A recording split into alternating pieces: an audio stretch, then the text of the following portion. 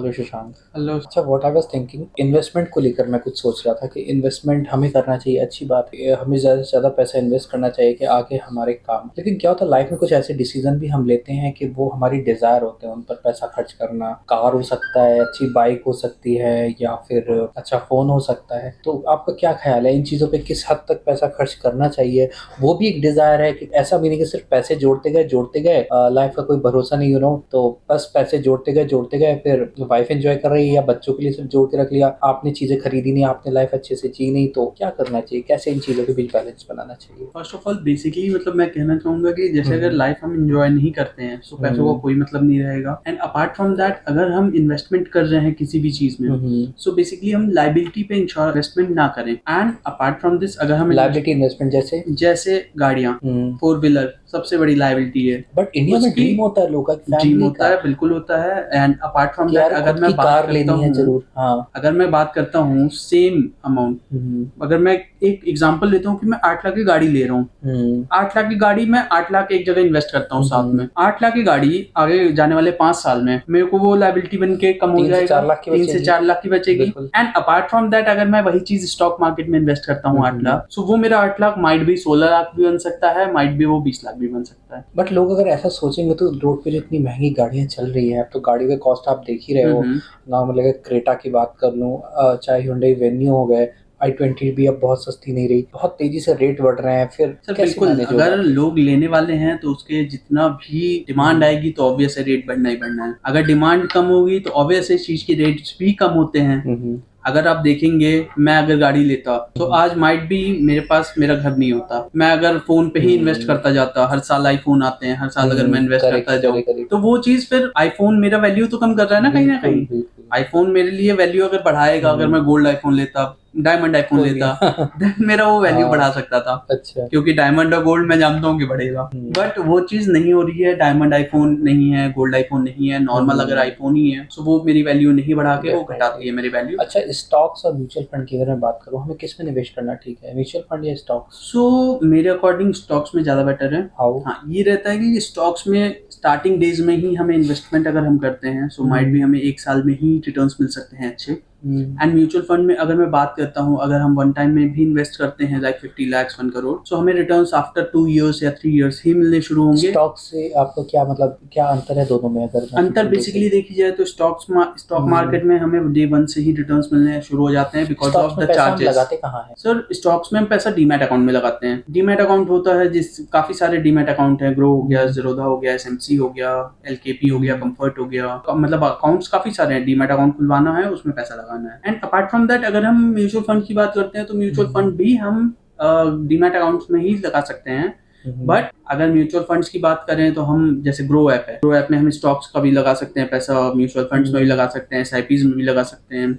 So different different तरीके से different तो डिफरेंट ये काम हो स्टॉक्स का सकता है। पैसा भी शेयर में ही लगता है? जी बिल्कुल, स्टॉक्स का पैसा भी शेयर में ही, शेयर मार्केट में ही लगेगा स्टॉक्स तो का वो तो पैसा। म्यूचुअल फंड का भी लगता है, तो म्यूचुअल फिर फंड का स्टॉक क्यों शेयर बोल मार्केट देते में हैं? बिल्कुल लगता है, बट म्यूचुअल फंड्स हम्म। ज्यादा रिस्कियर नहीं है as compared to stock market, because अच्छा। ऑफ म्यूचुअल फंड जो है वो चार्जेस काटते हैं fund managers, fund hmm. Managing charges होते हैं, स्टॉक मार्केट में? अलोकेशन चार्ज नहीं, म्यूचुअल फंड में चार्जेस अच्छा। होते हैं different different. And stock market में चार्जेस वन टाइम के होते हैं, जब हम बाय करते हैं कोई भी स्टॉक तब वो डिलीवरी चार्ज वन टाइम का रहता है, कुछ कुछ जगह डिलीवरी चार्जेस भी फ्री रहते हैं तो डीमैट फिर अकाउंट में। आपने कहा हाई रिस्क है, तो why should I go for high risk in stock, mutual because of fund क्यों दैट नहीं विल बी करे? High returns also. Mutual fund में आपको रिटर्न्स ही मिलने शुरू होंगे 3 साल बाद, मैंने कुछ बिकॉज ऑफ लाइक चार्जेस, कि म्यूचुअल फंड में चार्जेस इतने कटते हैं। अच्छा। आपको हर साल कुछ ना कुछ चार्ज देना पड़ेगा उसका, right? Okay. Like premium allocation charge, premium fund charge, fund managing charge, अलग अलग चार्जेस होते हैं और इस म्यूचुअल पे फंड में। टैक्स भी है, इसको पैसे को निकालने पे? म्यूचुअल फंड पे टैक्स है, बिल्कुल है। अगर हम पैसा निकालते हैं तो टैक्स है, 1% ओके। हमेशा कटेगा वो उसका, अगर हम टाइम तो से पहले निकालते हैं या टाइम के बाद भी निकालते हैं। And apart from that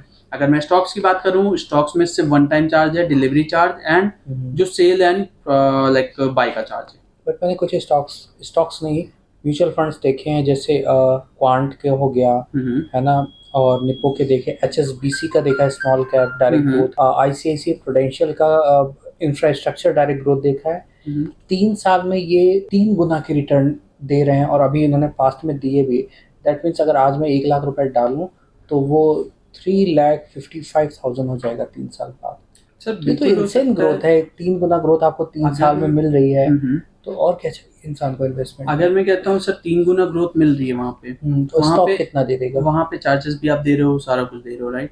I think minimal से चार्जेस है, उतने स्टॉक्स अगर ज़्यादा मैं चार्जेस स्टॉक्स की नहीं बात है। करता हूँ, हम्म, सो एक ही स्टॉक की मैं बात करता हूँ नॉर्मली, टाटा मोटर्स की। टाटा मोटर्स आज से जस्ट 2 साल पहले 50 रुपीज पे ट्रेल कर रहा था, and after 2 years today Tata motors has gone to 710, मतलब it's highest is 710 rupees. So you can just think कि कितना परसेंट ग्रोथ है apart from mutual fund. But ये तो शेयर हुआ ना? शेयर मार्केट में ही, क्योंकि मैं इन्वेस्टमेंट शेयर मार्केट की ही बात कर रहा हूँ। म्यूचुअल फंड्स में अगर आप बोल रहे हो कि 3 गुना रिटर्न्स है, शेयर मार्केट में आप सोचो कि मैं कितना परसेंट रिटर्न्स बता रहा हूँ आपको, from 50 to 710, that is around 350%। Okay, but high risk भी है। यस, हाई रिस्क है, क्योंकि वो शेयर्स हो सकता है, जो म्यूचुअल फंड उतना रिस्क नहीं देता आपको। क्योंकि बेसिकली क्या है, अगर हाई रिस्क वो कंपनीज में, अगर हम बेसिकली कंपनीज को चेक नहीं करेंगे, कंपनीज पे हम ये नहीं देखेंगे कि डेप्थ कितना है, रेशियोज कितने हैं, अर्निंग पर शेयर कितनी है, सो हमें पता नहीं लगेगा कि कंपनी का हाई रिटर्न्स आ सकता है या नहीं आ सकता है। ये सारी स्टडी कौन करना चाहता? किसी को समय नहीं है, वो ये स्टडीज नहीं करना चाहते। स्टडी कैसे करना है, कहाँ से करना है, डेटा कहाँ से कलेक्ट करना है, बहुत कॉम्प्लेक्स है, लोग नहीं करना चाहते। ये सारी स्टडीज के लिए हम लोग नॉर्मली फंड मैनेजर्स के पास जाते हैं, रिसर्च एनालिस्ट अपने 10-10, 15-15 साल से बैठे हुए हैं, जो कि हमारे यहाँ रिसर्च कर रहे हैं। एंड अपार्ट फ्रॉम दैट, जब वो रिसर्च होती है तो ऑब्वियस है उनकी 80 to 90% एक्यूरेसी होती है। 100% स्टॉक मार्केट में कोई ये नहीं बोल सकता है कि हाँ ये शेयर बहुत ऊपर जाएगा या बहुत नीचे जाएगा। फंडामेंटली का अगर कंपनी का स्ट्रांग है, सब कुछ स्ट्रांग है, तो अपार्ट फ्रॉम दैट अगर देखा जाए तो वो कंपनी ग्रो कर सकती है। अब टाटा की बात करें, टाटा का कोई भी शेयर आप उठा के देख लो, अभी भी टाटा टेक्नोलॉजीज का लाइक प्री आईपीओ आ रहा है, सो अराउंड 1100 का है वो pre IPO, and going forward जब वो आईपीओ फेज में आएगा तो वो 17 to 1800 भी आ सकता है, या 2000 तक भी आ सकता है, क्योंकि टाटा का नाम जुड़ा हुआ है, एंड टाटा टेक्नोलॉजीज के साथ साथ ईवी सेक्टर में भी है वो शेयर। अच्छा, इक्विटी और कमोडिटी की बात करूं तो उसमें आपकी क्या प्रेफरेंस होती है? सो आई प्रेफर बेसिकली कमोडिटी, क्योंकि कमोडिटी इज सेफेस्ट है इक्विटी से, बट कुछ खास ग्रोथ नहीं है उसमें। कमोडिटी में अगर देखा जाए लॉन्ग टर्म में बहुत अच्छी ग्रो है। अगर मैं गोल्ड की बात करूं, mutual fund, mutual fund will be taking 3 years, but commodity will be taking 10 to 12 years around। बहुत कमोडिटी लॉन्ग टर्म के लिए है। अगर म्यूचुअल फंड में मैं पैसा फंसाऊं 10 साल के लिए, आप अगर म्यूचुअल फंड में डालते हो, बिल्कुल डाल के छोड़ दो, 10 साल में आपको काफी ग्रोथ देखने मिल जाएगी। सेम मैं कहता हूँ आप स्टॉक मार्केट में डाल के छोड़ दो, फंडामेंटली स्ट्रॉन्ग कंपनीज में आपको हो सकता है म्यूचुअल फंड से ज्यादा रिटर्न्स मिल जाए। हाँ, क्योंकि बेसिकली अभी मैंने एक एग्जांपल दिया टाटा मोटर्स का, जस्ट की 50 पे ट्रेल कर रहा था से 2 साल पहले, and right now it's 710। Apart from that अगर देखते हैं हम, 50 से 710 is a good bounce for the same. Tata Motors, मतलब टाटा की कार्स बहुत उठने वाली है तो शेयर ऊपर जाएगा, तो क्या ये सही समय टाटा मोटर्स के शेयर नहीं, ये ऐसे नहीं चलता है कि लाइक ऐसे सोचकर अगर आप इन्वेस्टमेंट करोगे कि टाटा का शेयर्स है, टाटा का मोटर्स ऊपर जाएगा, सेल ऊपर जाएगी तो शेयर ऊपर जाएगा, ऐसा कभी कभार नहीं भी होता है, क्योंकि उसके पीछे फंडामेंटली बहुत सारी चीजें पढ़नी पड़ती हैं आपको। कंपनी के शेयर्स, कंपनी के डेट, कैसे चेक करेगा उसकी ये साइकोलॉजी अगर है कि चलो टाटा इस तरह से ऊपर जाएगा। ये तो आम आदमी के हो गया कि गट्स की बात हो गई कि हम गट्स पे खेल रहे हैं अपने शेयर मार्केट में। गट्स पे हम कभी नहीं जाते हैं शेयर मार्केट में कि मैं फीलिंग पे जा रहा हूँ कि आज नहीं टाटा शेयर्स का ऊपर जाएगा, ऐसा फीलिंग पे हम कभी नहीं जाना है। हमें नॉर्मली काम करना है, हमें पूरा कंपनी का फंडामेंटल्स चेक करने हैं। कंपनी का हर साल एजीएम मीटिंग होती है, उसको वॉच आउट करना है कि लाइक एजीएम मीटिंग में, एनुअल जनरल मीटिंग, ये बेसिकली होता है कि कंपनी अपना 2 साल का आगे का प्लान रखती है आगे। अपार्ट फ्रॉम दैट कंपनी के बैलेंस शीट्स होते हैं, वो चेक करना है। कंपनी का लाइक ऑडिट स्टेटमेंट होता है, वो सारी चीजें चेक करनी होती है। कैसे चेक करते हो, अगर करना होता है? सो बेसिकली ये सारी चीजें एमसीए की साइट पे मिलती हैं, एमसीए की साइट से आप निकाल सकते हैं। So thank you friends, thank you for watching us. आज हमारे साथ थे मिस्टर शशांक खेतान, जिनका नाम ही काफी है। Thank you so much. Subscribe to our channel for more information. Bye bye.